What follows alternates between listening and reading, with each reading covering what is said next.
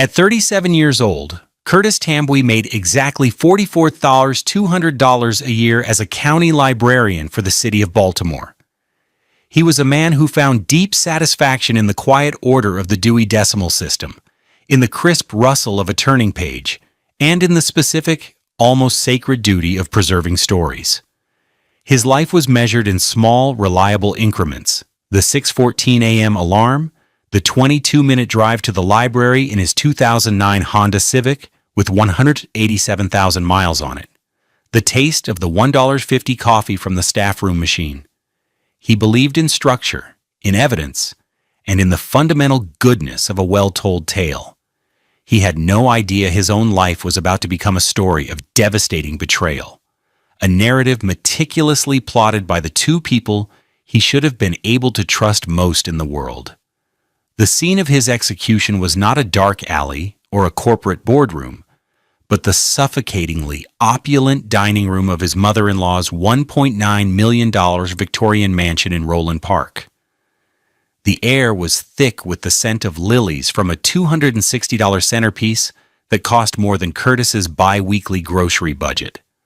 The mahogany table gleamed under the light of a crystal chandelier, each facet reflecting the cold, rehearsed expressions of his wife, Monique, and her mother, Lorraine Gentry.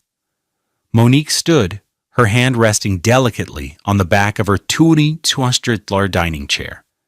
She was wearing a silk blouse that probably cost half a month's rent on the small apartment she shared with Curtis and their daughter. Her face, usually a mask of casual indifference, was set in a look of grave, theatrical seriousness. Curtis recognized it as the same expression she wore when watching a particularly dramatic television show. "Curtis," she began, her voice smooth and practiced. Lorraine sat opposite, a proud, reptilian stillness in her eyes, like a director watching her star pupil hit their mark. "I've been doing a lot of thinking about us, about our future." Curtis waited, his hands resting in his lap.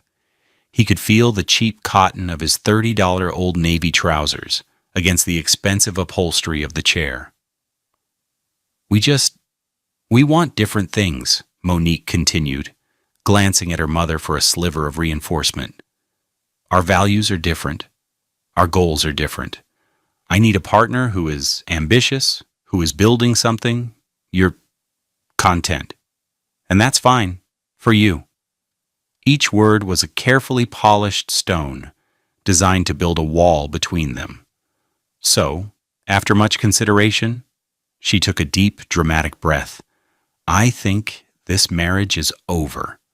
She delivered the line with the finality of a guillotine. She expected a collapse. She expected pleading, anger, a scene. Lorraine certainly did. Her lips were curled in a faint, triumphant smile. They had practiced this moment, timed it, lit it perfectly. They had prepared for every reaction except the one they got. Curtis looked from his wife to his mother-in-law. He saw the whole performance for what it was. He thought of his 6-year-old daughter, Sade, safely at home with a sitter he was paying $50 an hour for, money he'd have to account for carefully. He felt a profound, hollow calm settle over him. He picked up his heavy linen napkin, wiped his mouth with a slow, deliberate motion, and placed it on the table beside his half-eaten plate of catered sea bass that cost $75 per person. He met Monique's shocked gaze. "I agree," he said. And in the 2 seconds that followed, as he stood, pushed his chair in, and turned to walk out of the room, he watched her face change. The mask of rehearsed confidence dissolved, replaced by a flicker of pure, unadulterated panic. He hadn't followed the script. The audience had just walked out of the theater. He didn't raise his voice. He didn't cause a scene. He just left, the heavy oak door clicking shut behind him, leaving them in the silent, expensive tomb they had built for his life. They had no idea that the real story was just beginning, and he was the one who had already read the ending. What do you do when you find out your life is a lie? Do you scream? Do you break things? Or do you just quietly start taking notes? Share your thoughts in the comments below, because Curtis's journey is one you won't want to miss. The facade of their life had been built on Curtis's quiet labor and Monique's escalating demands. Their two-bedroom apartment in Remington, with its $780 monthly rent, was a constant source of her complaints, yet she contributed nothing to its upkeep, either financially or domestically. Curtis's salary, while modest, was the bedrock of their existence. It paid the rent, the $112 monthly electric bill, the $68 for internet, and the approximately $450 a month for groceries. He was the one who woke up early to pack Sade's lunch, carefully cutting her sandwiches into star shapes with a $2 cookie cutter, because it made her smile. He would lay out her clothes for school, an outfit that might consist of a $14 t-shirt from Target and $20 jeans from Old Navy, and then he would gently wake her, his deep voice a soft rumble in the quiet of the morning. While Sade ate her $3 box of cereal, Curtis would make his own breakfast, 2 slices of toast with peanut butter, a meal that cost less than 75 cents. Monique, in contrast, would emerge from the bedroom an hour later, already on her phone, dressed for her job as a consultant, a vaguely defined role at a downtown marketing firm that seemed to involve more long lunches than actual work. She'd grab a $6 latte from the Starbucks on Lexington Avenue on her way out, the cost of which Curtis mentally logged against their tight budget. "Don't forget I have that client dinner tonight," she'd say, not looking up from her screen as she applied a final coat of $40 Dior lipstick. "I'll be home late." This was the rhythm of their days. Curtis would drop Sade at school. His old Honda, a familiar, reliable presence in a line of much newer, more expensive SUVs. He'd spend his day at the library, a haven of peace and knowledge, where his work gave him a sense of purpose that money couldn't buy. He'd check out books, manage databases, and help patrons navigate the vast ocean of human thought, all for a wage that Monique openly scorned. After work, he'd pick up Sade, her small hand fitting perfectly into his. Their conversations were the highlight of his day. She'd tell him about her art project, about the boy who pulled her braids, about the story the teacher read.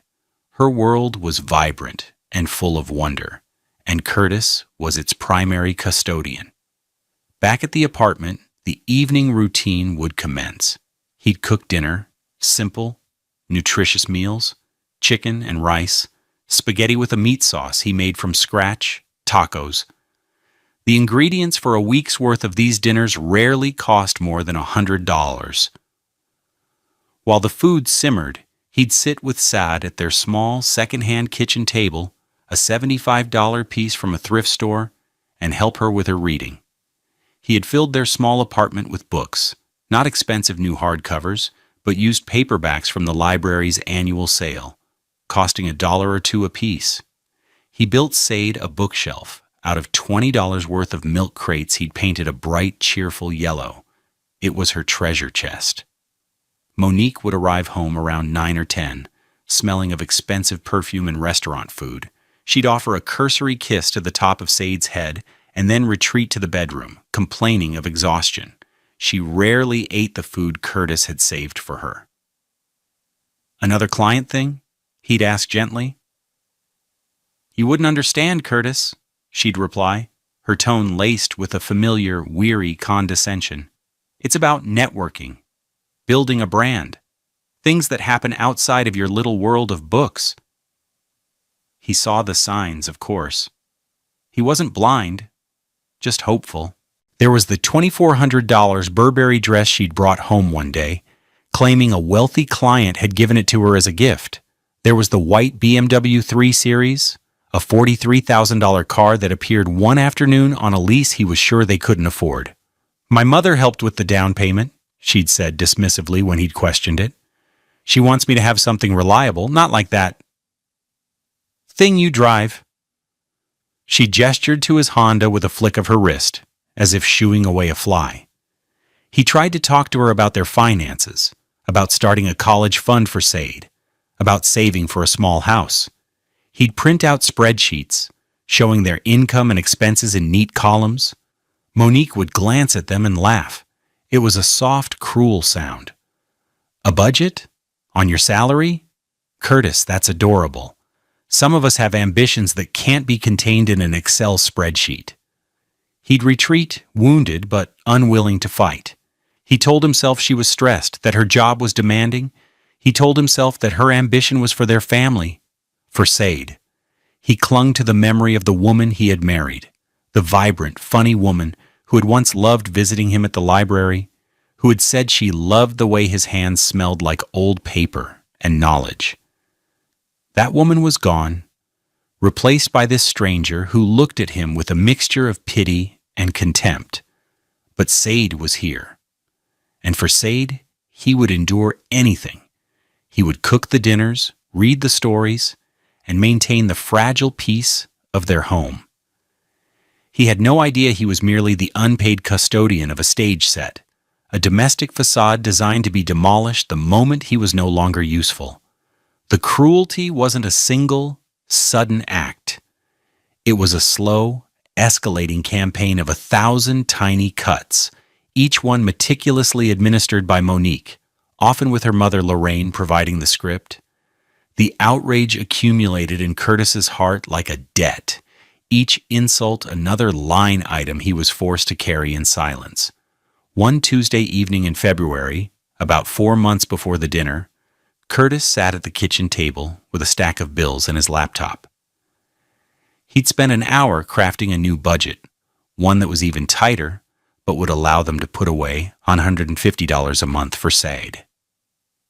It required sacrifices, fewer takeout meals, which only he and Sade ate anyway, switching to a cheaper internet plan, cutting out his one luxury, a $12 monthly subscription to a history magazine. He felt a quiet pride in the plan. It was responsible. It was for their daughter. Monique walked in, tossing her $1,800 Louis Vuitton handbag onto the counter with a thud. She glanced at the screen. "What's this? More of your little numbers?" "It's a new budget," Curtis said, trying to keep the hope in his voice.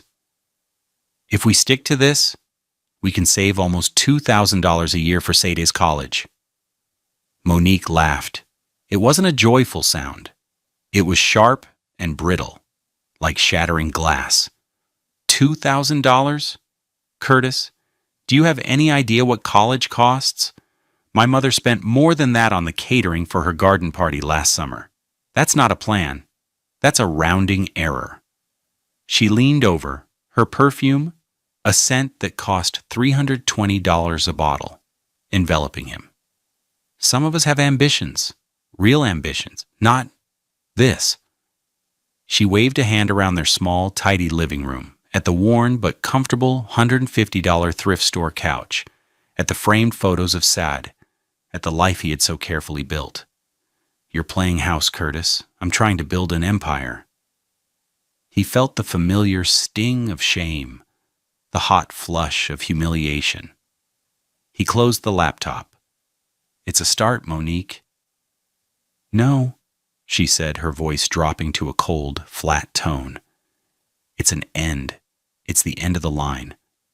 This is what you'll be doing for the rest of your life, counting pennies while the world moves on."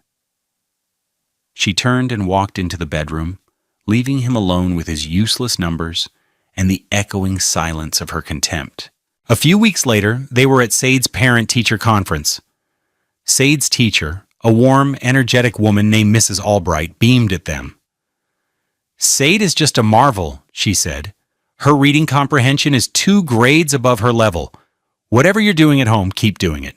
She talks about her daddy reading to her every single night." Curtis felt a surge of pride so pure it almost brought tears to his eyes. He glanced at Monique, hoping to share the moment. Monique smiled a polished, political smile. "Thank you. I try to make sure she's surrounded by the best books. I'm always buying her new ones. It's so important to invest in their education." She completely absorbed the credit, positioning herself as the architect of their daughter's success. Curtis sat in stunned silence. He was the one who scoured the used book sales. He was the one who spent hours in the evenings, his voice growing hoarse, as he did all the character voices for Sade. Monique hadn't willingly opened a children's book in years, but he said nothing. To argue in front of the teacher would be a betrayal of the unified front he thought they were supposed to maintain for their child. He just nodded. A silent, invisible partner in his own daughter's upbringing. Lorraine's visits were the worst. She would sweep into their apartment like a health inspector, her eyes cataloging every perceived flaw. One Saturday, she arrived unannounced, wearing a cashmere coat that cost more than Curtis's monthly salary. "I was just in the neighborhood," she lied, her eyes scanning the living room. "Sade, darling, come give Grandma a kiss." She hugged Sade, then immediately began her subtle assault. "Curtis, there's a chip in the paint by the door frame.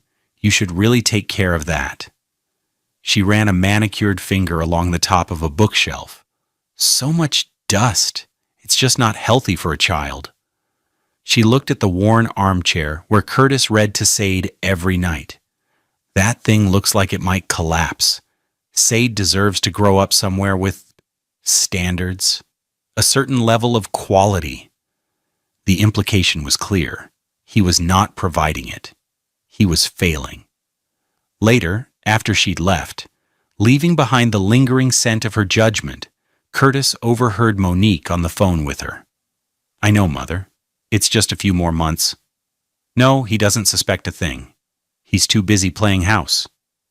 There was a pause. "Yes, the accounts are ready. You were right.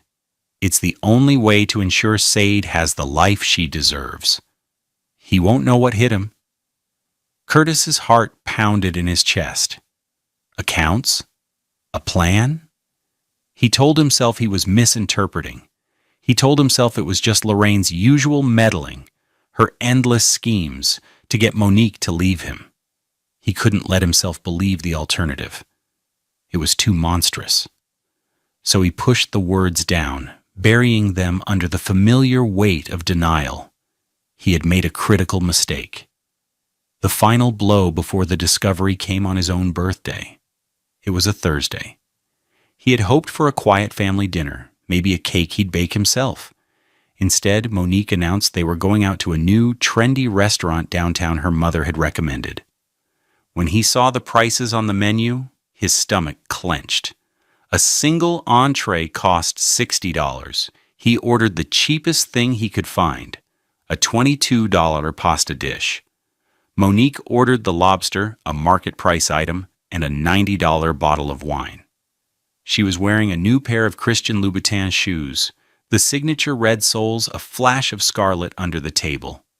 They were an $800 pair of shoes for his birthday dinner. At the end of the meal, she slid a small, flat envelope across the table. "Happy birthday, Curtis." He opened it. Inside was a gift card to Barnes & Noble for $40. "I figured you could get yourself something nice," she said, a magnanimous smile on her face. "I know things are tight for you." The condescension was a physical force, pressing the air from his lungs. She had just spent hundreds of dollars on a meal and shoes, and she was gifting him a pittance, framed as an act of charity. He looked at the gift card, then at her. He saw the chasm between them, no longer a crack, but a vast, unbridgeable canyon. He wanted to scream. He wanted to stand up and walk away. But then he thought of Sade, at home with the sitter, and the image of her sleeping face. Her braids fanned out on the pillow, held him in his seat. "Thank you, Monique," he said, his voice quiet and even. "It's very thoughtful." He pocketed the gift card, a $40 symbol of his own erasure. He knew, in that moment, that he was already a ghost in his own life. He just didn't know yet that he'd been robbed, too. The discovery came not with a bang, but with the cold, silent glow of a smartphone screen at 6:14 a.m. on a Monday morning. Curtis, a man of unwavering routine, had just woken up. The apartment was still and dark, the only sound the faint hum of the refrigerator. Sade was asleep in her room, and Monique hadn't come home from her alleged work retreat over the weekend. Before starting the coffee, he did what he did every Monday. He opened his PNC Bank app to check that his direct deposit from the library had cleared on Friday and to plan his expenses for the week.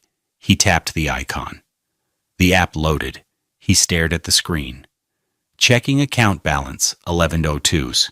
He blinked, thinking his tired eyes were deceiving him. He closed the app and reopened it.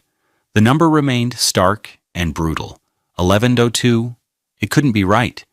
His bi-weekly paycheck of $1,840 after taxes had been deposited just over 60 hours ago. He'd paid the rent online Friday morning, a transfer of $780. That should have left him with over $1,000, plus the small buffer he always kept. A knot of ice formed in his stomach. He scrolled through the recent transactions. There was the direct deposit. There was the rent payment. And then there was a list of transfers. 16 of them, all made to an external account he didn't recognize. They were dated over the last 5 months, but the most recent ones, the ones that had drained his paycheck, had happened over the weekend. Transfer to account ending in 4057, $500. Transfer to account ending in 4057, $500. Transfer to account ending in 4057, $340. His breath hitched. He scrolled up, his thumb shaking. The transfers went back for months. $2,500 in March, $3,000 in April. Small, regular withdrawals, then larger ones, all to the same account. The total was staggering. He did the math in his head, his librarian brain automatically cataloging and calculating. It was tens of thousands of dollars. His first thought was fraud, identity theft. Someone had hacked their account. He felt a surge of adrenaline, a problem-solving instinct kicking in. He called the bank's 24-hour helpline. After navigating a frustrating automated menu, he finally spoke to a dispassionate customer service agent in a call center thousands of miles away. "Sir, I'm looking at the activity," the agent said, his voice tinny. These transfers were all authorized digitally using the secondary user's login credentials and password. "Was that your wife? A Monique Tambwe?" The world tilted on its axis. The knot of ice in his stomach shattered into 1,000,000 sharp pieces. "Yes," he managed to whisper. "Well, from the bank's perspective, these are not fraudulent, sir. They were properly authorized. If you believe your wife has made these transfers without your consent, that is a domestic issue. You'll need to speak with her or contact law enforcement." A domestic issue. The phrase hung in the air, clinical and devastating. He ended the call, his hand trembling. He sat on the edge of his bed in the pre-dawn gloom, the phone feeling like a block of ice in his palm. He had to get Sade ready for school. He had to go to work. He had to pretend that his world hadn't just been systematically dismantled. The day was a blur. He moved through his tasks at the library on autopilot, shelving books, answering reference questions. The familiar routines a thin veil over the chaos raging inside him. Every patron he helped, every book he scanned, felt like a scene from someone else's life. During his 30-minute lunch break, he didn't eat. He drove his 2009 Honda Civic to the PNC branch on North Avenue, his heart a frantic drum against his ribs. He sat across from a young bank teller named Maria. He explained the situation in a low, controlled voice, trying to keep the desperation from cracking it. He asked for printed statements of all activity for the last 6 months. Maria's professional expression softened with sympathy as she typed at her keyboard. "I can do that for you, Mr. Tambwe," she said gently. The printer behind her whirred to life, spitting out page after page. She collated them, stapled the thick stack, and slid it across the counter. "It looks like 16 major transfers, sir." He thanked her, his voice hoarse, and walked back to his car. He sat in the driver's seat, the engine off, the midday sun casting harsh shadows across the worn dashboard. The rain from the night before had passed, but the world felt gray and washed out. He looked at the top page. Account holder, Curtis Tambwe, Monique Tambwe. He began to read. Each line was a nail in the coffin of his marriage. March 12th, digital transfer, authorized by M. Tambwe. Amount, $20,500. Now it's March 28th, digital transfer, authorized by M. Sir Tambwe. Amount, 1-800 Miles April 15th, digital transfer, authorized by M. Tambwe. Amount, $3,000, routers, and on it went. A meticulous record of theft, disguised as finance. The weekend's transfers were at the end. The final, brazen cleanup. The grand total was printed at the bottom of a summary page he hadn't even seen yet. He did the math himself first, adding up the 16 withdrawals. $38,600. $38,600. The entirety of their savings. His paychecks bled dry, week after week. It was the money for a down payment on a house. It was the start of Said's college fund. It was every sacrifice he'd ever made, every extra shift he'd picked up, every small luxury he'd denied himself. All of it siphoned away into an unknown account, authorized by his wife's hand. The paper in his hands felt impossibly heavy, the weight of a betrayal so profound it had its own gravity. He sat there in the silence of his old car, the scent of stale coffee and library books mixing with the bitter taste of truth, and for the first time, he let a single tear trace a path down his cheek. Then he wiped it away, his jaw hardening. The time for grief was over. The time for strategy had begun. The hours after the discovery were the longest of Curtis's life. He returned to the library and finished his shift, his movements precise and automatic. He smiled at patrons. He reshelved a cart of history books, his hands moving with practiced efficiency. But behind his calm exterior, a cold, methodical anger was taking root. He knew he couldn't confront Monique. Not yet. A confrontation would be emotional, chaotic. It would give her the scene she and her mother had expected. He needed something better. He needed evidence. He needed a plan. That evening, he went through the motions of their broken domestic life. He picked up Said from school, her bright chatter a painful counterpoint to the silence in his own head. He hugged her longer than usual, burying his face in her hair, which was neatly plaited in twists that smelled of coconut oil. He needed to feel the solid, undeniable truth of her in his arms. He was in the middle of making spaghetti, a $7 meal of pasta, ground turkey, and a jar of sauce, when Monique walked in. She was glowing, relaxed from her work retreat, which he now knew was a lie. "Hey," she said, dropping a $300 weekend bag by the door. Traffic was a nightmare. She glanced at him. "You look tired." The audacity of it stole his breath. He was tired because his life savings were gone, stolen by the woman asking him the question. He forced a smile that felt like a grimace. "Long day. We got a big donation of old periodicals. A lot of shelving." The lie came surprisingly easy. It was the first of many. "Sounds thrilling," she said, her voice dripping with sarcasm. She disappeared into the bedroom. At dinner, Sadie did most of the talking, her 6-year-old world beautifully simple. Monique scrolled through her phone, occasionally murmuring, "That's nice, sweetie."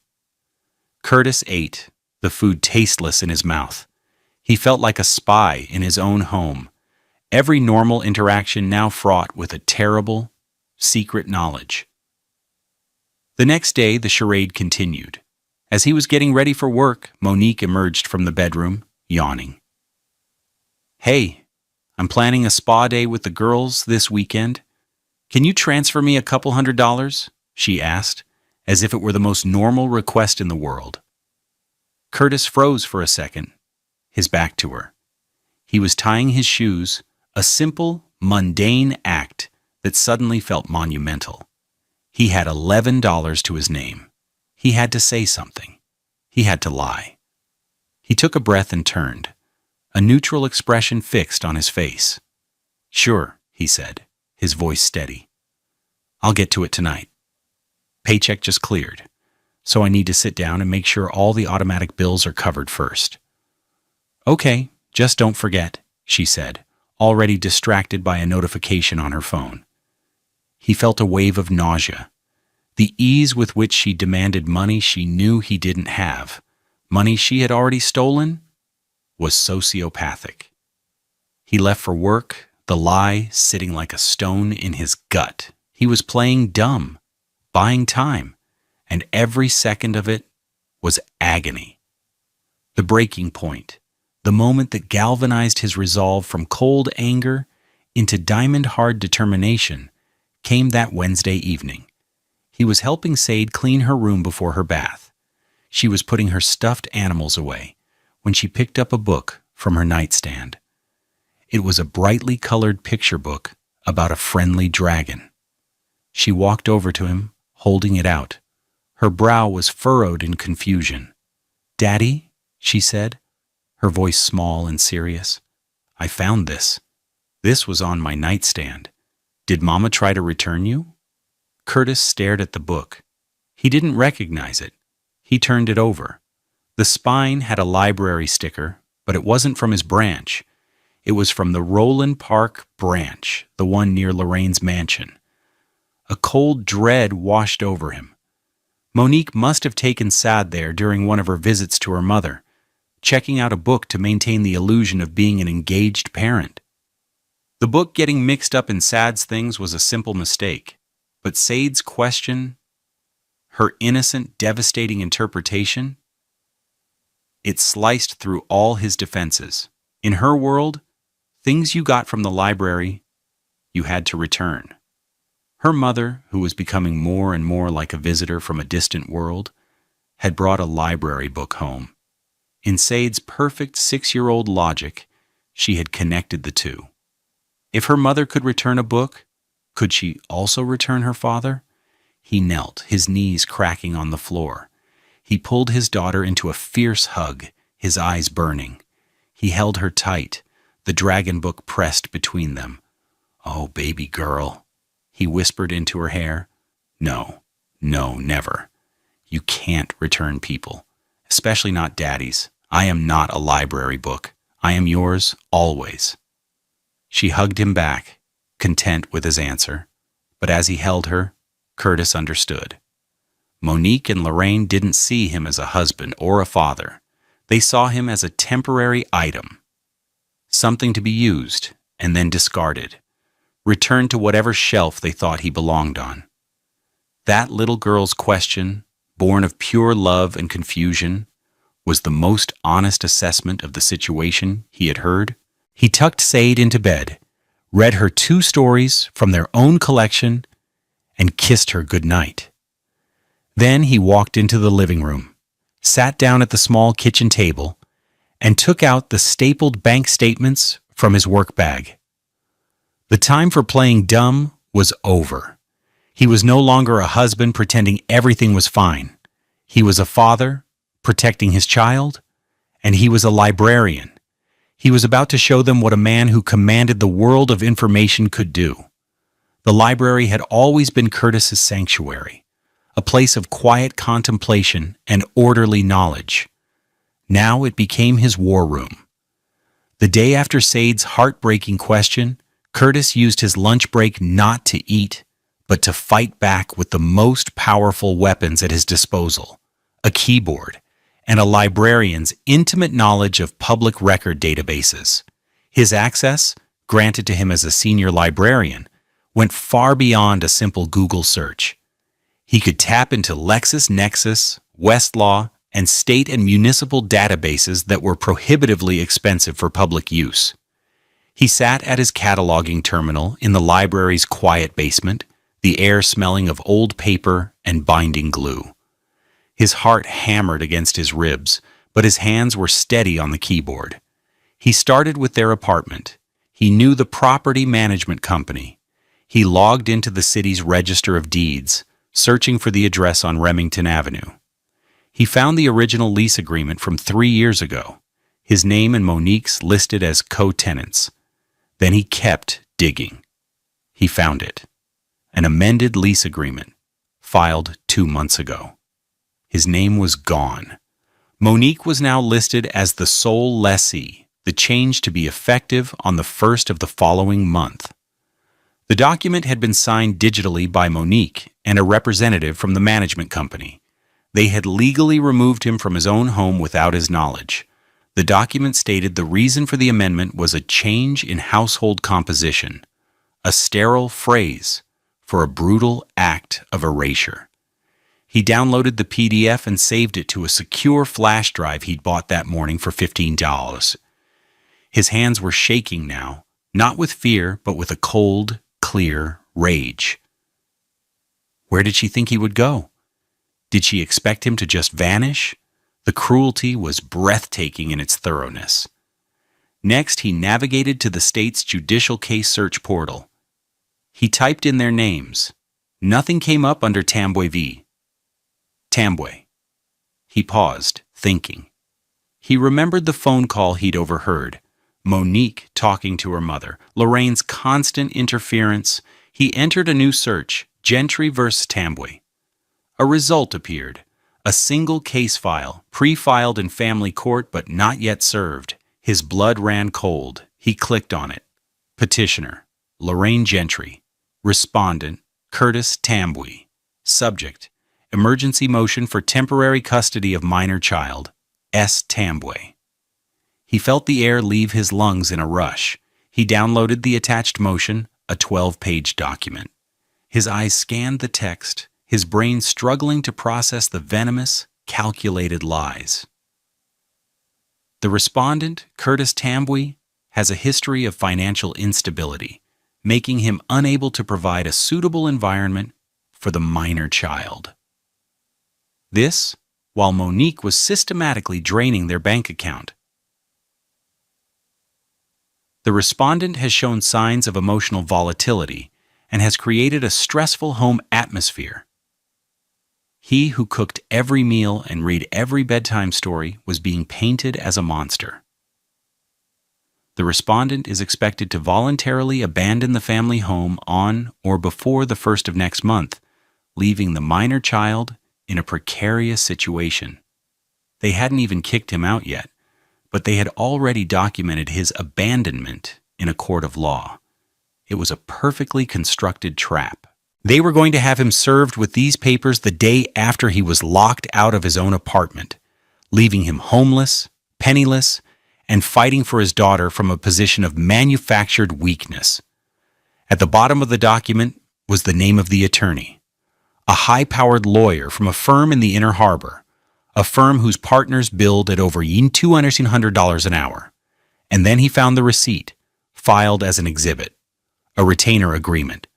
The petitioner, Lorraine Gentry, had paid a $4,500 retainer fee to the law firm to initiate the action. The payment was dated March 14th, 2 days after the very first large transfer out of his and Monique's joint account. It was all connected. The theft was the seed money for the character assassination. He saved the motion, the retainer agreement, and the lease amendment to his flash drive. He now had a timeline. He had proof. He had a story, not the one they had written for him, but the true one, documented in their own digital footprints. That afternoon, he left work an hour early, using his personal time.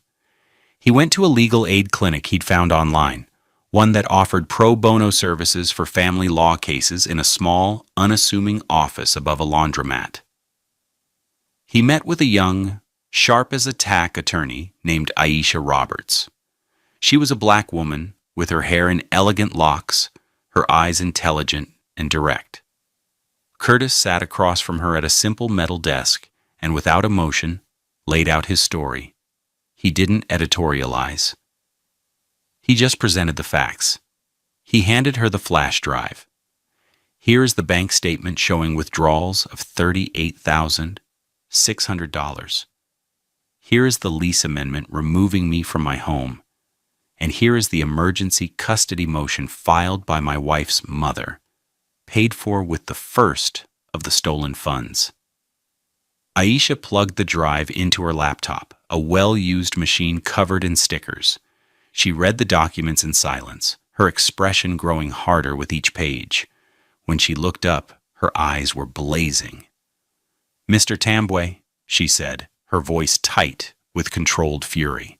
"This is not a domestic dispute. This is a conspiracy to commit fraud.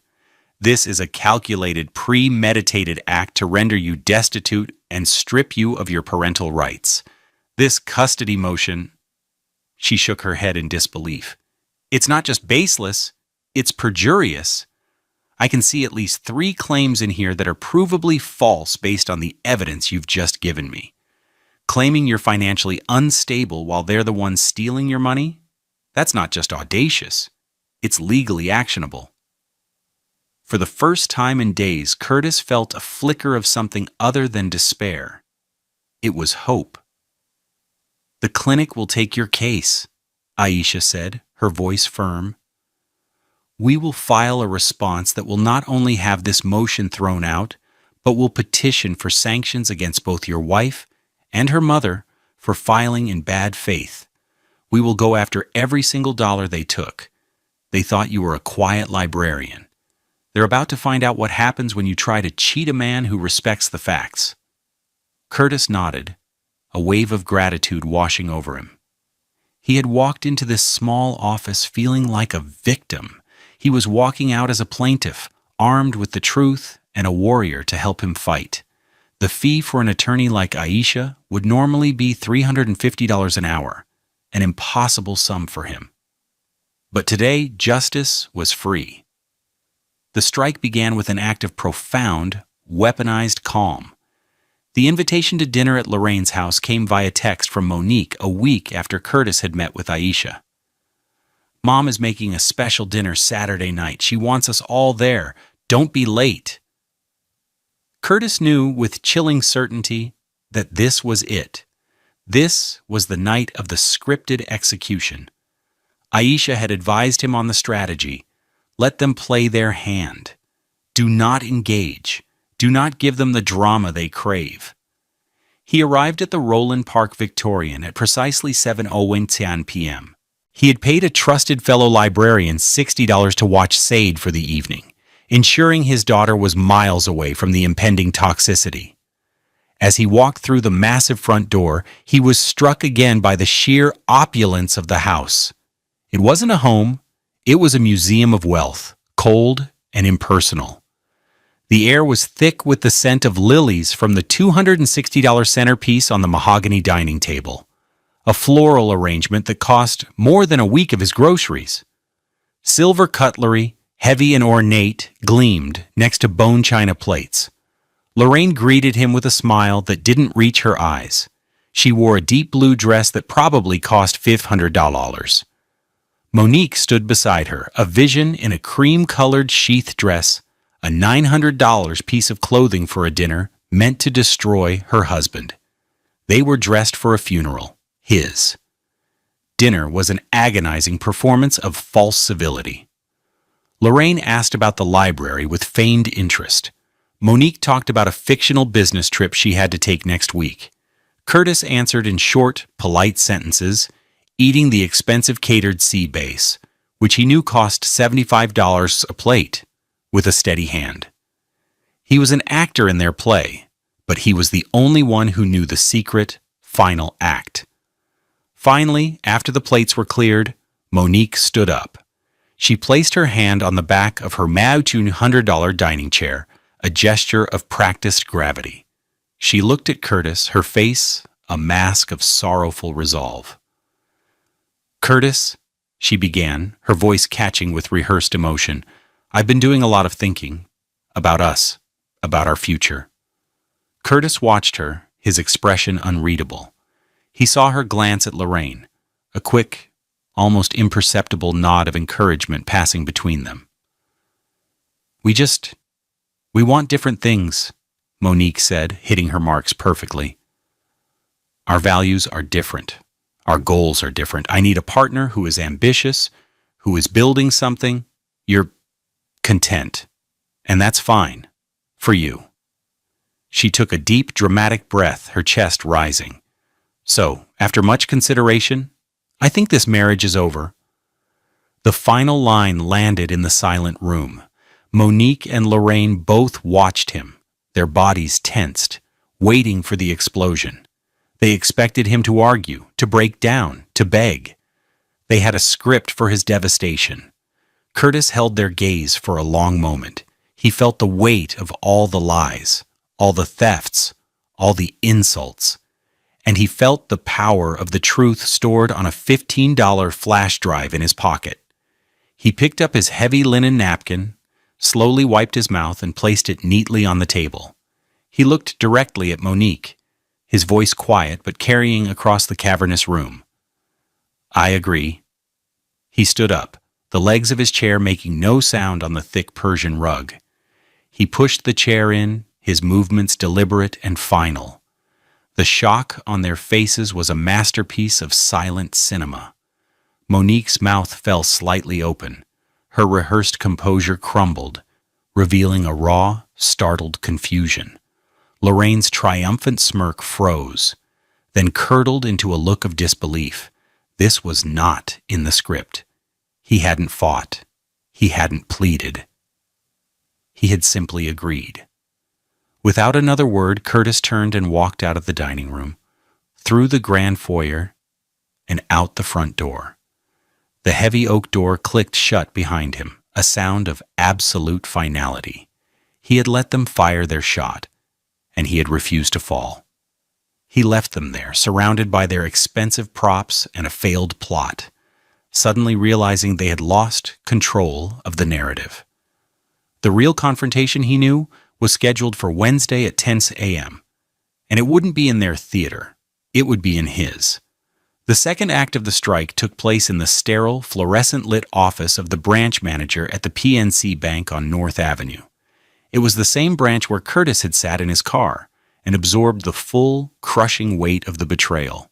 This time, he was not alone.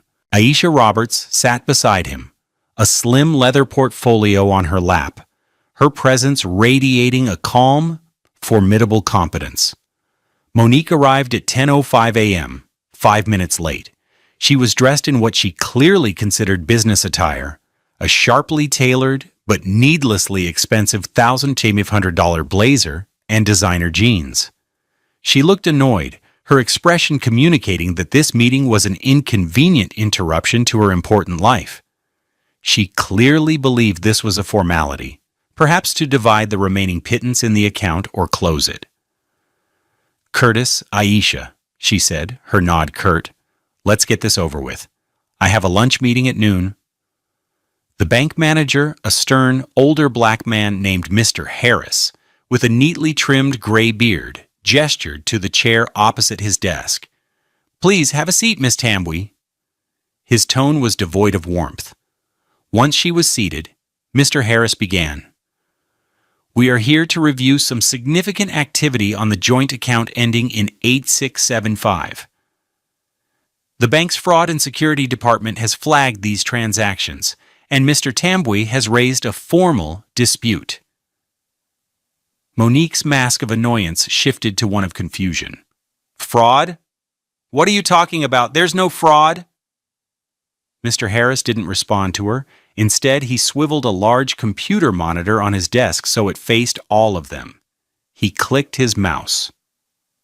The first transaction appeared on the screen, a clean, undeniable line of text. March 12th, Mr. Harris read aloud, his voice a steady, damning monotone. A digital transfer of $2,500 to an external account ending in 4057. The transfer was authorized at 11:43 p.m. using the login credentials of Monique Tambwe. Here is the digital signature and IP address stamp. A glowing green check mark and a string of numbers appeared next to the line. Monique's face went pale. That was for a joint investment, a future fund. Mr. Harris ignored her and clicked again. March 28th, a digital transfer of $1,800. Authorized by Mr. Tambwe. Click. April 15th, $3,000. Authorized by Monsieur Tambwe. He went on, line by line, for all 16 transfers. Each one was read aloud, a steady drumbeat of her crimes. The amounts, the dates, her name repeated like a verdict. Monique shrank in her chair, the color drained from her face. Her confident posture collapsed. She looked from the screen to Curtis, her eyes wide with a dawning horror. He met her gaze without expression. When Mr. Harris finished the final transaction, leaving the grand total of $38,600 glowing on the screen, the room was utterly silent. Then, Aisha Roberts leaned forward and slid a document across the polished desk. It was the emergency custody motion. "And this," Aisha said, her voice sharp and clear, "is the motion you and your mother filed with the court, dated March 14th. It claims Mr. Tambwe is financially unstable and poses a risk to his daughter. It's an interesting claim, given that you paid your lawyer's $4,500 retainer 2 days after you began systematically draining the family's life savings." Monique stared at the court filing as if it were a snake. Her carefully constructed world, built on lies and a sense of superiority, had been demolished in under 10 minutes by a series of verifiable facts. She was speechless. The script her mother had given her had no lines for this scene. Curtis, who had remained silent the entire time, finally spoke. He leaned forward slightly, his voice not loud, but it filled the entire room. "You took $38,600, Monique," he said, the number precise and cold. "I just have one question." She looked at him, her eyes pleading now. This was the man she had called unambitious, content, a penny pincher. This was the man she had tried to erase. "Which transfer?" he asked, his voice breaking with a tightly controlled sorrow. "Was for Sade?" The question hung in the sterile air of the bank office, a final, devastating judgment. There was no answer. There couldn't be one. Her face crumpled, and for the first time, Monique Tambwe began to cry. They were not tears of remorse. They were tears of a thief who had just been caught. The consequences of that 10-minute meeting at the bank did not just ripple outwards. They cascaded, a relentless, systematic dismantling of the life Monique and Lorraine had so arrogantly built. The downfall was not swift and dramatic, but a slow, grinding erosion of their money, status, and power, each loss enumerated like the bank transfers had been. First came the legal collapse. Armed with the bank records and Monique's silent, tearful admission, Aisha Roberts filed an emergency counter motion. The judge, a no-nonsense woman who had seen every kind of family court drama, was incandescent with rage when she reviewed the evidence. The Gentry versus Tambwe custody motion was dismissed with prejudice, meaning it could never be filed again. The judge's written ruling was scathing, describing the filing as a malicious and fraudulent abuse of the judicial process.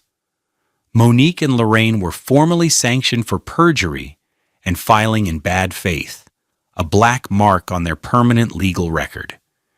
In a subsequent hearing, Curtis was awarded immediate, full, and sole legal and physical custody of Sade. The judge looked at Monique and said, "You did not act to protect your child. You acted to weaponize her. This court will not allow it." Second, the financial ruin began.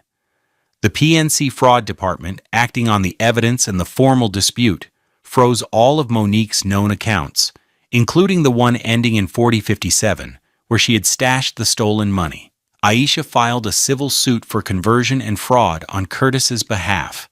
The evidence was so overwhelming that Monique's high-priced lawyer, seeing no viable defense and not wanting to be associated with blatant perjury, advised her to settle immediately. A judgment was entered against Monique and Lorraine jointly for the full $38,600 plus 8% interest and an additional $15,000 to cover the assessed value of Curtis's legal fees, which the clinic would use to fund other pro bono cases. To satisfy the initial part of the judgment, Monique was forced to sell her beloved white BMW 3 Series. She got $29,000 for the $43,000 car, the depreciation a bitter pill to swallow. The remaining debt hung over her and her mother, their assets subject to liens. Third, the housing trap they had set for Curtis snapped shut on Monique instead. Curtis, through Aisha, sent a copy of the fraudulent lease amendment and the court's ruling to the property management company. Faced with evidence that they had been duped into an illegal contract modification, the company immediately voided the amendment. Furthermore, citing a morality clause in the lease regarding fraudulent activity, they terminated Monique's tenancy altogether. She was given 30 days to vacate the apartment. With her bank accounts frozen and her credit ruined by the civil judgment, she had nowhere to go. She was forced to pack her expensive clothes into designer suitcases and move back into her childhood bedroom in Lorraine's $1.9 million mansion. Fourth, the social fallout decimated Lorraine. The matriarch who had bankrolled and masterminded the scheme found her own world crumbling. News travels fast in wealthy, tight-knit communities like Roland Park. The story of the powerful Lorraine Gentry conspiring to defraud her working-class son-in-law and steal her own granddaughter was a delicious piece of gossip that spread through charity luncheons and country club dinners. It was one thing to be divorced. It was quite another to be a documented cheat and perjurer. Two of the prestigious charity boards she sat on quietly asked for her resignation, citing the need to avoid any potential controversy. Old friends suddenly became unavailable for lunch.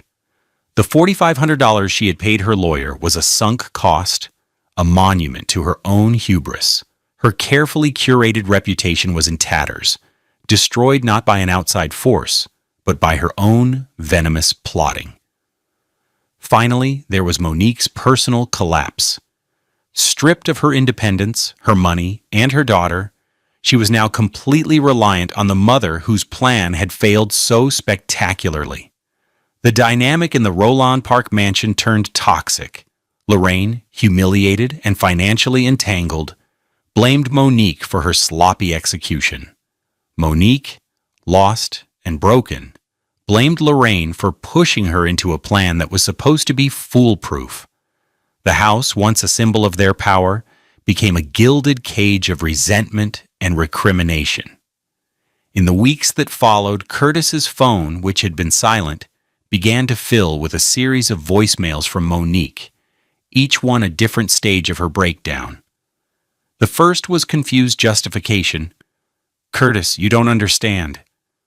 I was doing it for us, for Sade. I was building something you were too scared to build." The second was angry pleading. "You can't do this. You can't take Sade from me. After everything I did for you, the judge will see I'm her mother." The third was desperate bargaining. Okay, you were right. I'll give you the money back, all of it. Just tell the judge it was a misunderstanding. We can fix this." The fourth was a tearful, incoherent message left late at night, full of blame for her mother and a pathetic, self-pitying sorrow. Curtis listened to each one, his face impassive. He saved them to the same flash drive as all the other evidence. He never once replied. Her words were no longer part of his story. They were just noise from a world he had already left behind. A year can change everything. It can turn a landscape of wreckage into a garden. For Curtis and Sade, it was a year of quiet, steady rebuilding. The storm had passed, and in its wake, a new, more authentic life had begun to grow. They moved out of the Remington apartment, a place now tainted with the ghosts of lies and betrayal. With the recovered funds and his own careful savings, Curtis was able to afford the down payment on a modest but beautiful 2-bedroom row home, a few blocks away, still in the neighborhood he loved.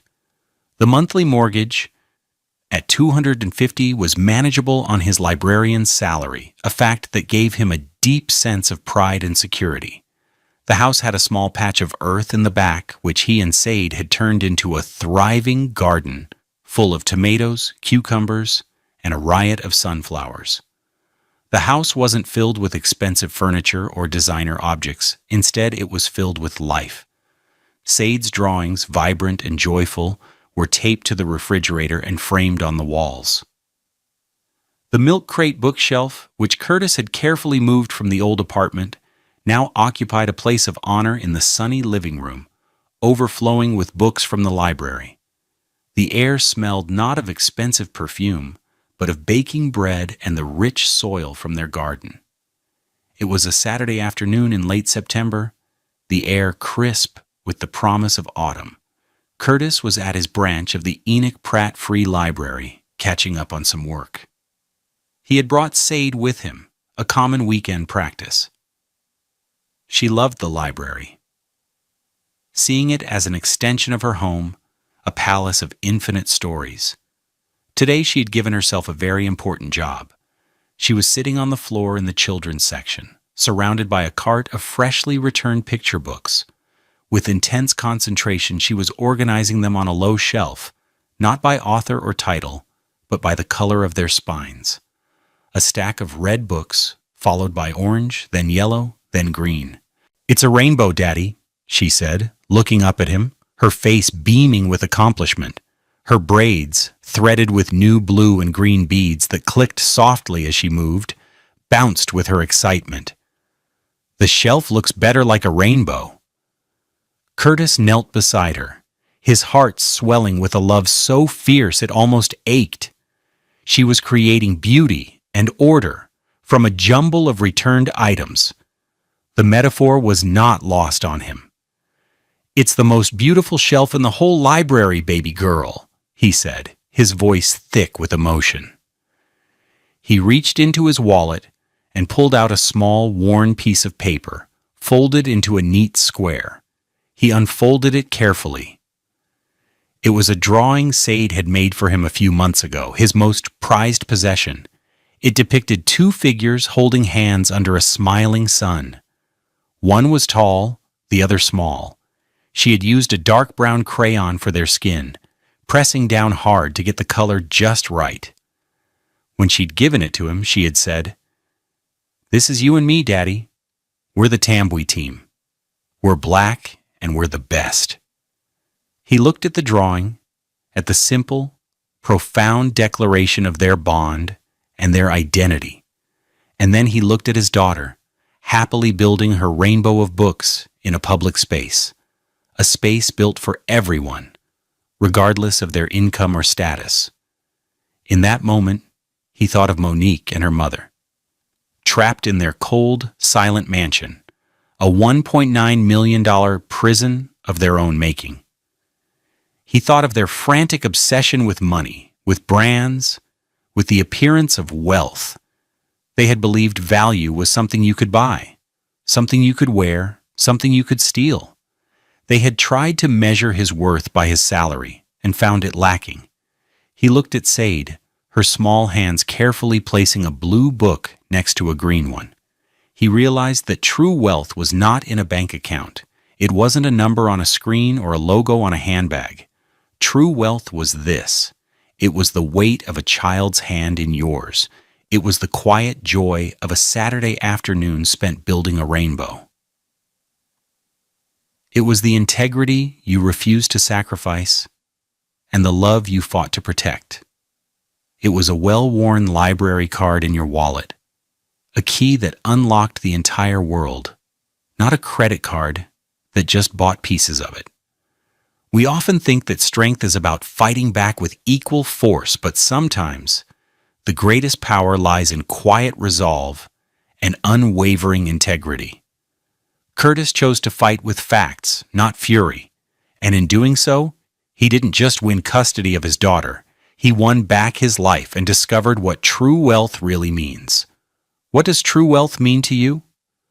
Let us know in the comments, and please remember to subscribe to Love Beyond Pride for more stories of resilience, justice, and the enduring power of love.